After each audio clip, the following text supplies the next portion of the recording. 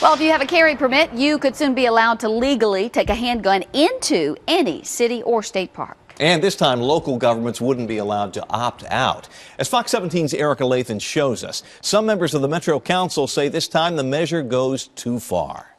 Guns are the last thing Lena wants to consider while enjoying a day at the park. It just brings up the idea that parks are not a safe place for kids, the whole issue.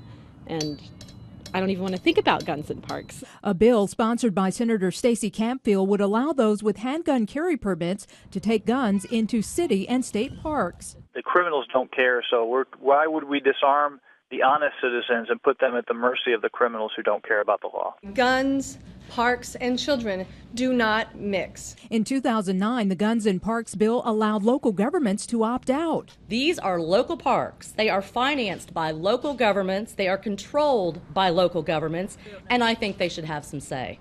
I couldn't agree more. Under the pending legislation, local governments would not have a say.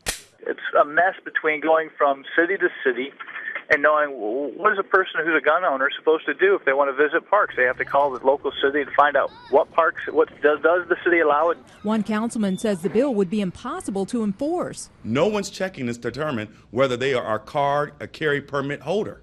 The park system does not have the resources to check everyone's carrier permit. So you will have people bringing guns to Greer Stadium, Sulphurdale, and to Rose Park, where Belmont University plays their baseball games. If the bill passes, some parents say it would change the meaning of a day in the park. Come on, Ben. Erika Lathon, Fox 17 News. The Guns in Parks bill has already passed the state Senate. A House subcommittee will be taking it up next week. In the meantime, opponents are urging people to pick up the phone, send an email to their lawmakers asking them to vote to kill this bill.